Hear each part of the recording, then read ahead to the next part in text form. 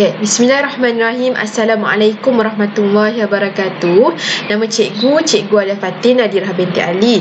Boleh panggil Cikgu Alia. Okey, Cikgu akan gantikan Cikgu Ashraf buat sementara waktu untuk kelas sejarah 4 kreatif. Okey, diharapkan murid-murid dalam keadaan selesa, sihat dan sentiasa gembira.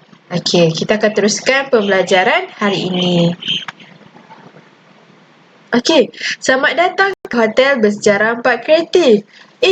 Ada budak tengah bersedih lah. Apa kata kita pergi tanya Ali, kenapa dia tengah sedih?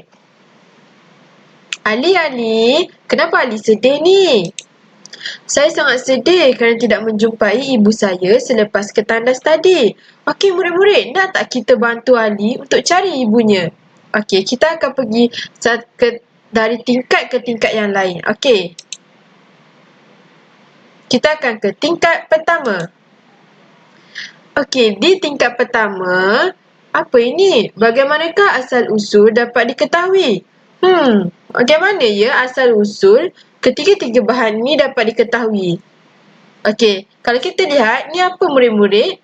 Okey, ini ialah gua yang mempunyai tulisan simbol. Okey, simbol pada gua ni dijadikan sebagai tulisan. Jadi, para pekaji akan kaji sejarah pada gua ini melalui simbol yang ditulis. Okey, ni apa murid-murid? Siapa pernah tengok apa benda ni? Ya, ni ialah batu bersurat. Okey, batu bersurat terdapat tulisan Jawi. Okey, batu bersurat ni dijumpai di Kuala Berang pada tahun 1887. Macam mana para pengkaji sejarah nak tahu tentang sejarah tentang batu bersurat ni? Ya, mereka kaji melalui tulisan Jawi yang ada di batu bersurat ini. Okey, seterusnya, apakah ini yang murid-murid? Ini ialah fosil haiwan. Fosil haiwan tu apa? Okey, fosil haiwan ni kita panggil sebagai bangkai atau kesan tinggalan haiwan, tumbuhan dan hidupan lain yang diawet sejak zaman purbakala. Okey, macam mana kita nak tahu fosil ni dapat diketahui tentang asal-usulnya? Baiklah, kita masih belum berjumpa dengan Ibu Ali. Kita ke tingkat 2. Ada 2 pintu. Okey, kita pergi pintu yang pertama. Oh, apa itu penyelidikan sejarah?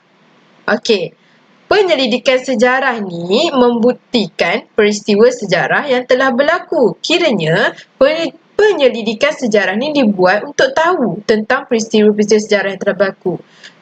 Peristiwa tentang 13 Mei, peristiwa tentang kemerdekaan di Malaysia. Digunakan penyelidikan sejarah untuk tahu peristiwa sejarah yang telah berlaku dahulu. Okey, kita pergi ke bilik seterusnya. Tak ada juga Ibu Ali. Tak apa, kita tengok apa yang ada di dinding. Okey, untuk kaedah penyelidikan sejarah, ada 3 jenis. Okey, yang pertama kaedah arkeologi. Cikgu tahu, kamu sudah belajar apa itu kaedah arkeologi. Apa kaedah arkeologi? Okey, yang kedua ialah kaedah lisan. Yang ketiga ialah kaedah bertulis. Kiranya kaedah penyelidikan sejarah terdapat 3 jenis kaedah. Kaedah arkeologi, kaedah lisan, kaedah bertulis. Okey, kita keluar daripada bilik ni, kita cari Ibu Ali ke tingkat 3. Okey, di tingkat 3, ada 1 pintu sahaja. Okey, kita masuk ke tingkat 3. Ini kaedah arkeologi. Okey, kalian dah belajar tentang kaedah arkeologi. Okey, cikgu ulang kembali. Apa itu kaedah arkeologi? Kaedah arkeologi merupakan proses mendapatkan maklumat daripada bahan tinggalan sejarah. Okey, arkeologi ni boleh diperoleh melalui proses gali cari atau kita panggil sebagai ekskavasi. Apa murid-murid? Ekskavasi. Okey, kita tengok contoh arkeologi yang dilakukan di tapak Sungai Batu Kedah. Nampak ramai tengah buat proses gali cari atau ekskavasi. Ni ialah contoh tinggalan sejarah yang dijumpai melalui proses arkeologi, iaitu rangka Perak Man di Lenggong, Perak. Okey, selain arkeologi, terdapat juga arkeologi maritim, iaitu arkeologi maritim ni proses mendapatkan maklumat tinggalan kebudayaan manusia di dasar laut. Maritim atau kita kenali sebagai dasar laut. Okey, kita keluar daripada bilik ini. Kita pergi ke tingkat 4. Oh, tingkat 4 pun ada satu bilik, tapi Ibu Ali masih tak ada di sini.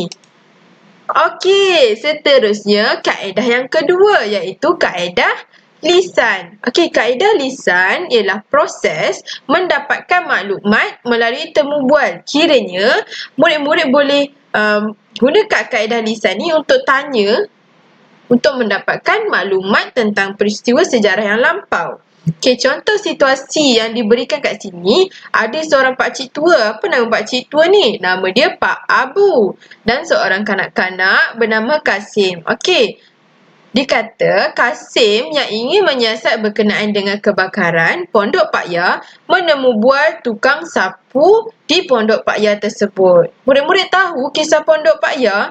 Okey, Pondok Pak Ya telah terbakar pada tahun 1989 disebabkan oleh api yang sangat marak. Okey, baiklah, untuk situasi ini kita akan ada orang sumber.